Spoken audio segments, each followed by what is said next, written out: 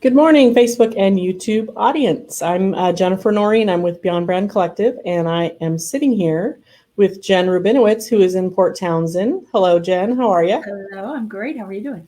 Good to see you. Good. I'm good. Happy Friday. This week is like blown by. It was Monday, then it was Friday. Kind of funny how that works. So we were just talking here about all the great things going on in Port Townsend, and today we wanted to talk about how to sell your home.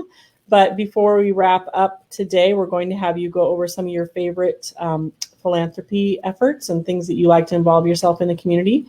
So we'll wrap the session up today with you talking about great places to give for the holiday season. And sounds like we're getting to some of your passions and things you care about, which I love. And it's always fun to share those with people that are following you on social media so they can get to know you as a person. Yeah. So I do what I do. Yeah, I know. So what the heck is going on with selling a home? So things have shifted around in this last year and a half. So from your perspective, what's going on for sellers? It sounds like things are changing a little bit. It's definitely still a seller's market. We're not seeing as many multiple offers as we were before, but like I'm talking, we don't have 20, we have 3 to 6. So it's definitely still a seller's market. We're still seeing things being selling for over asking, but it's not as frenetic, not as crazy. Yeah, it's still unusual, but not as crazy, and probably as overwhelming for the seller, because I know that it's a complicated and emotional decision to sell your home. And if you've got all this flying at you, and do I go by the money or do I go by the gut that I have about this family in my home? And, oh, that's right, it's not my home anymore. And I mean, just all of that. So yeah, it's letting go and moving on, and it's a life transition. And even though it's usually a positive move, it's still stressful. Yeah, for sure. And that's why we have good agents that are helping you sell homes that this is not the first time they've ever done it.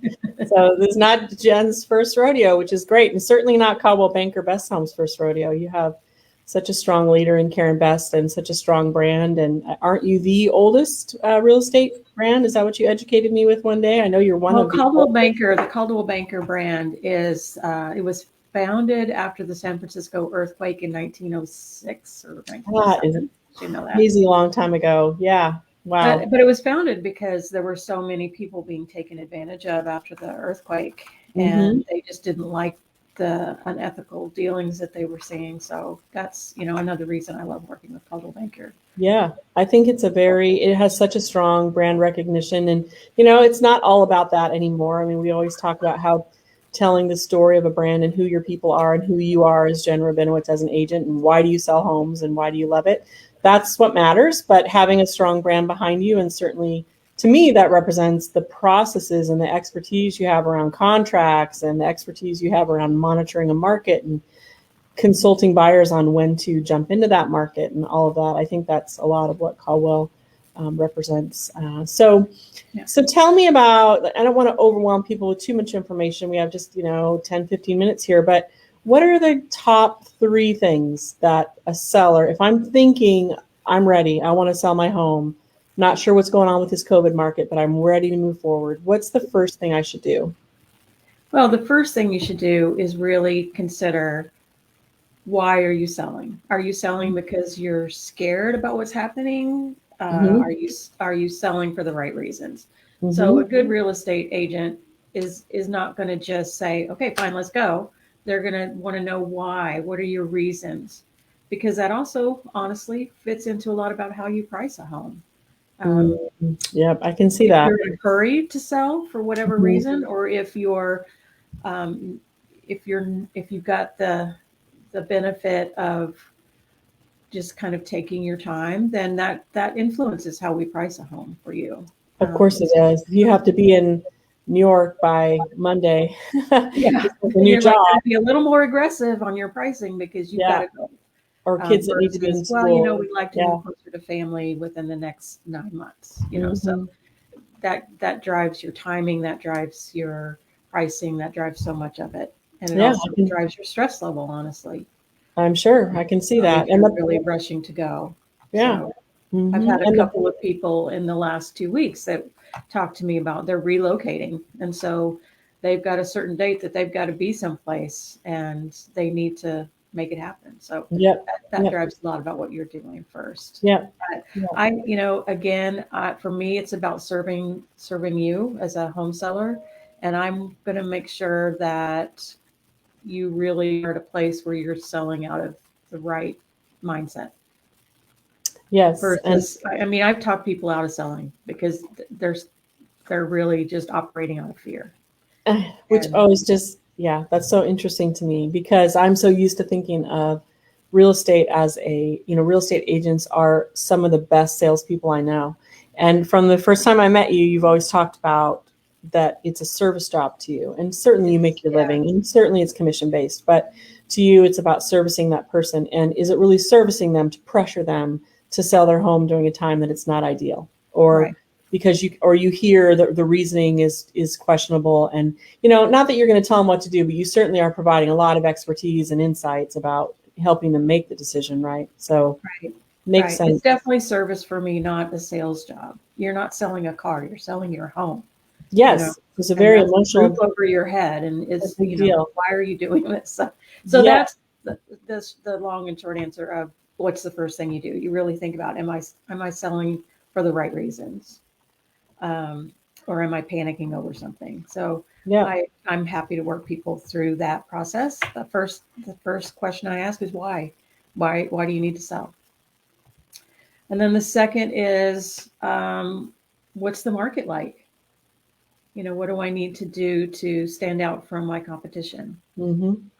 So that's the other thing that we walk through is where things are selling that are comparable to that property that you have. And Hmm. so we do kind of a competitive analysis of what's happening in the market for the last 6 months.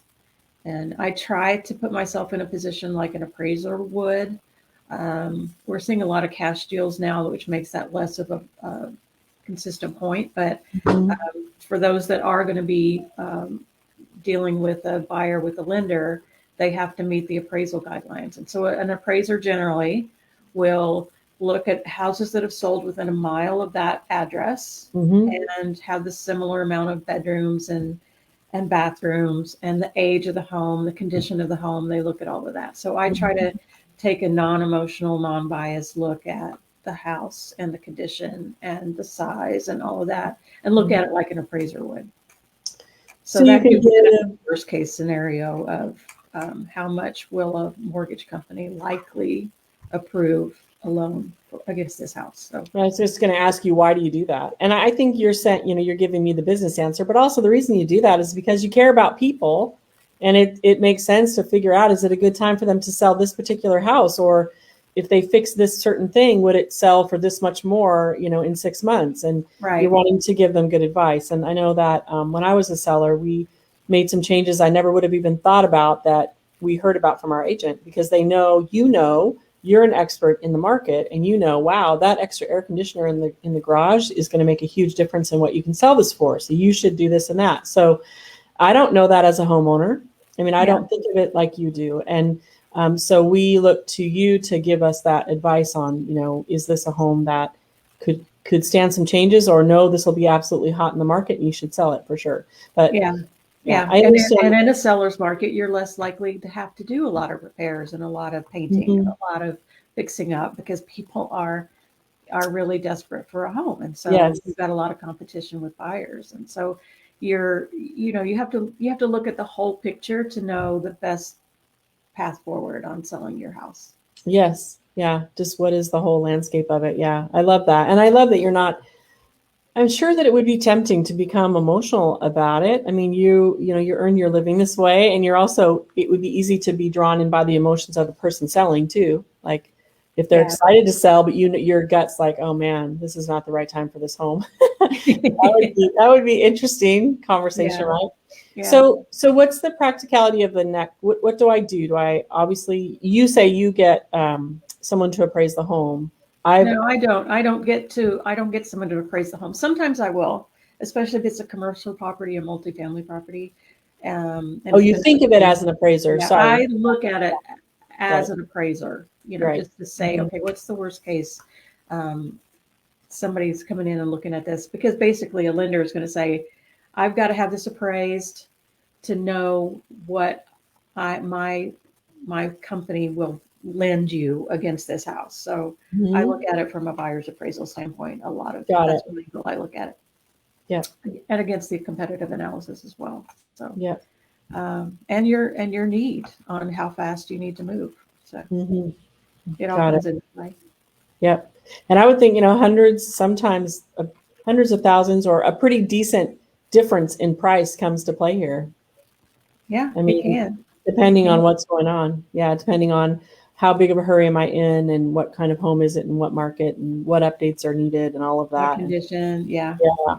And I've been hearing all through COVID with several of my real estate clients that people are not prepping homes like you used to have to. Like you just said, they're kind of just leaving that to the buyer to make the changes that usually sellers had to make, which is incredible to me. Yeah. It's really And honestly, a lot of people, the first question they'll ask is, do I need to paint? And unless there are holes in the wall and there's a ton of damage, I will hardly ever say that. I will say, let's clean. But likely a buyer's going to come in and want to paint to their specifications anyway. They might not like the color you pick, and they're going to paint anyway. And now you spent all this money that the buyer's just going to change. So, right. Yep. That's all part of the negotiation too with an offer is if you haven't painted and the walls need to be painted, you can always give a credit or negotiate a lower price or whatever. Right. Add that but in. It just depends on the circumstances and the condition of the house.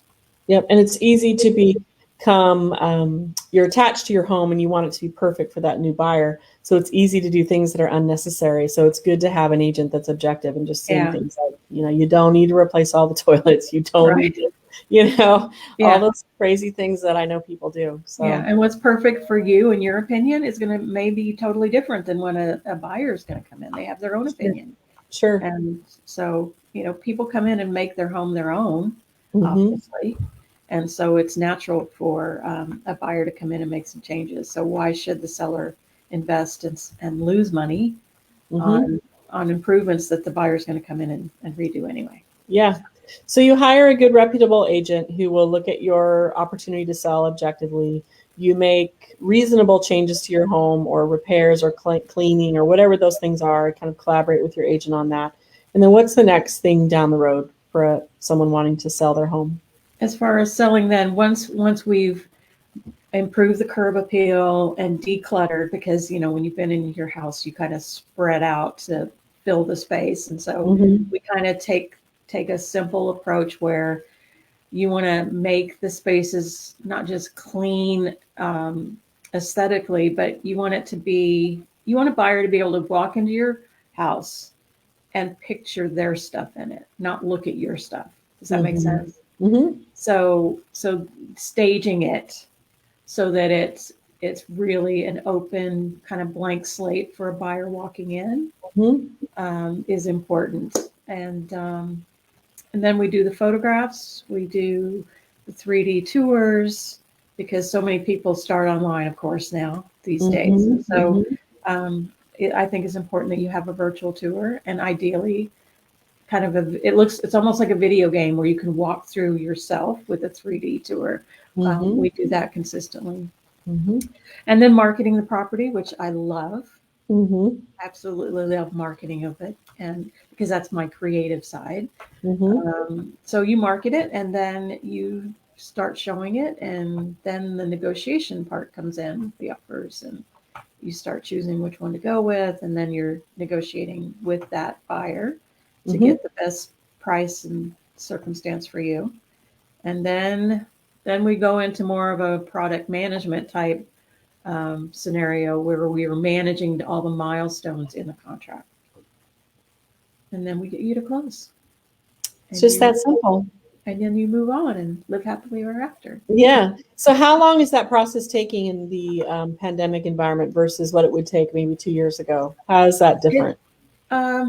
It depends. I would say we're seeing more cash deals now. So those to be competitive, a lot of folks are closing really quickly and doing some more post occupancy for the seller, because sometimes the seller can't move that fast. But competitively, the buyer goes like, hey, we're gonna buy really fast, and if you need to stay a little longer after closing, we're flexible, and so you're negotiating a post occupancy period.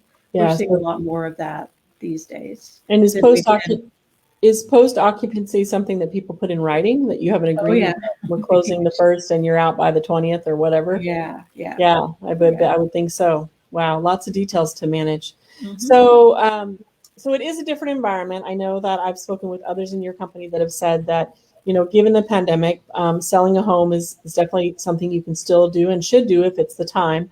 The lender opportunities have opened up a little bit because businesses are operating again in this limited environment, but they're operating. We've figured out better how to do business in Right. protect each other and be safe. And I know that's affected your industry like any other industry.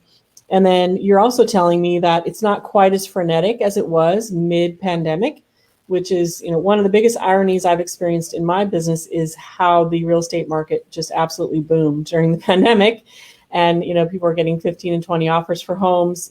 People are losing their jobs and getting kicked out of their apartments and all this crisis and losing their mortgages. But on the other hand, there were people continuing to move into the Pacific Northwest, into all our beautiful towns, and wanting to live and move. And so anyway, what I've heard is from you today is that has shifted as well, and that it's not quite as crazy to sell your home, and that you'll get more normal volume of offers, still a little bit high. Yeah. And I would say it's in our area, at least, we haven't seen people worried about, being kicked out of their homes. I mean, we did have some protections around that, but it was more the pandemic made us think about what was important to us. And so many people wanted to move closer to where their families are. Yeah, for sure. We can get into the whole socioeconomic stuff, but we are a very transient community, more so than we were back in the 1800s. And so, for example, my kids are in Texas and Florida, and I'm in Washington. So, it's been tempting, and I've seen a lot of people selling their homes to move back closer to their kids. Sure, absolutely. Life is short, right? Yeah. And you go through a crisis, and it pushes you through prioritizing. How do I want to spend the rest of my time that I have here, and what's important to me? Exactly. And it's, you definitely, if you're making a decision like that, it's another good reason to hire an agent that isn't selling a home for the first time, who can be objective with you and say, okay, I know you're really, going crazy here, but what's the best thing to do? And here's a path that I recommend. And you're certainly, again, not telling them what to do, but giving them just solid, objective advice. So, so I'm excited that it's leveling out a little bit. It's been a little bit nutty, and obviously something. I'll be honest. I think a lot of buyers got discouraged. They didn't want to compete with 20 other people. Yep. So a lot of buyers just said, forget it. Yep. I'm just going to wait. And I try to be more encouraging to buyers, because I really believe that when the house comes on the market that's meant for you, the planets will align and the process will flow, and you will get that house. But it is hard for a buyer when they've made offers on 5 or 7 houses and they've been outbid. And so a lot of that less urgency and the fewer offers we're seeing is because some of the buyers have just gotten really discouraged. And so it's a good time to re-enter and try again, because things have leveled off a little bit. Absolutely. And a lot of sellers also think that, we're in the winter season, this is not a good time to sell. And I don't agree with that, because now so many sellers have that attitude. You've got less competition for your house. Sure. And honestly, the buyers that are looking in the middle of winter are serious, because they have to buy. They want to buy, and they're not. I call them tire kickers. Sometimes in the summertime, people like to tour homes. It's nice out. Let's go look at homes this weekend.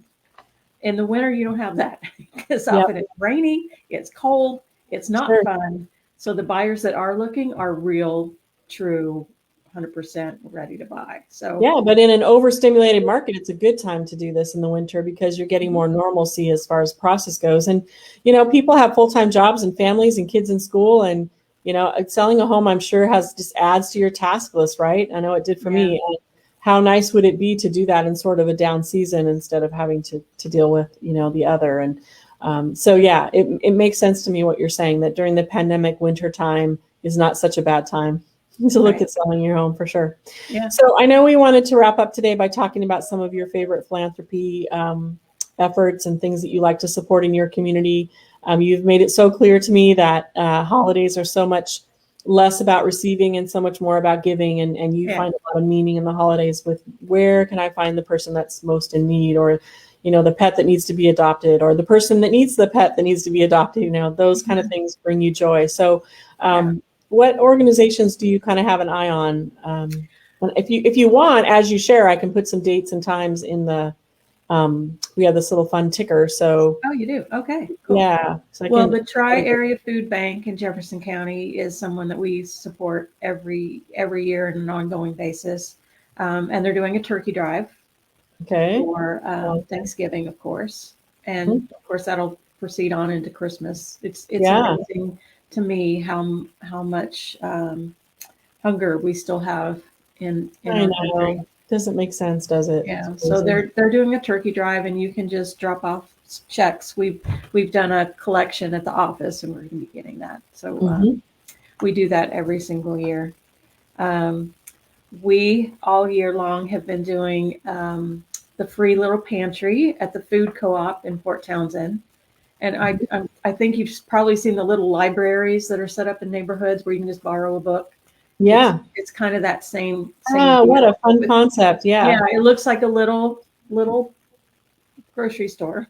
Yes. And it's outside the food co-op downtown. And you just put food in to share. Obviously something that's not perishable, a canned good, or ramen noodles, or a bottle of water, just things like that great people concept. Who are hungry can just stop and grab.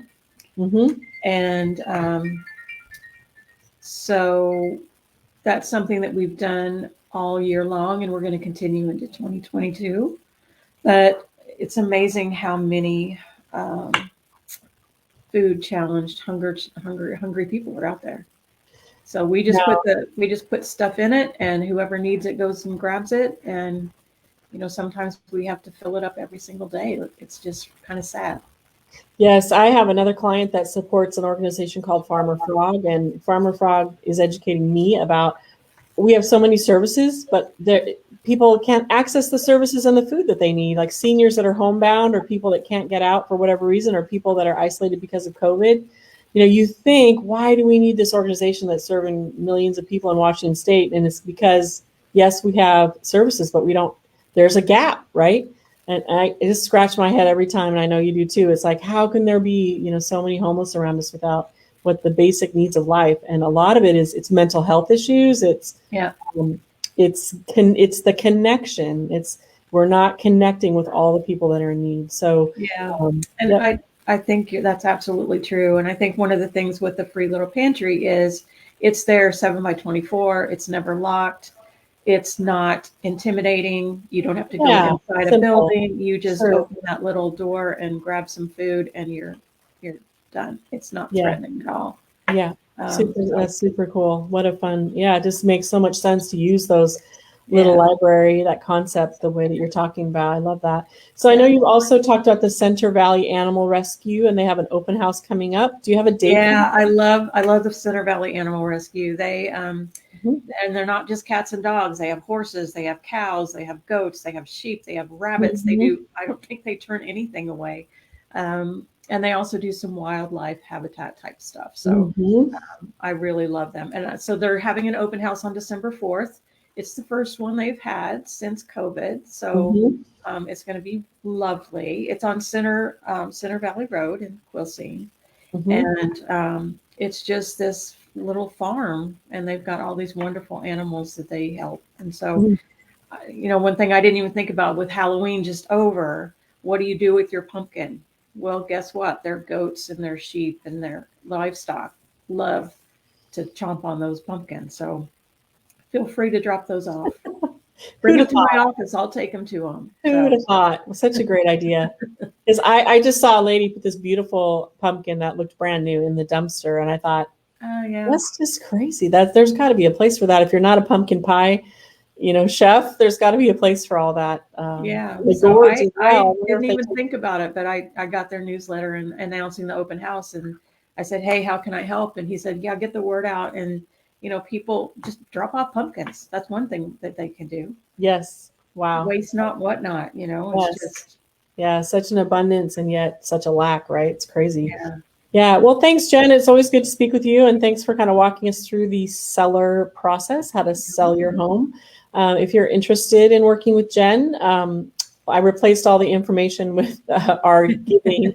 So you want to give them your phone number and email address real quick? I can add it there too. Yeah. 360-774-0130. Call, text anytime.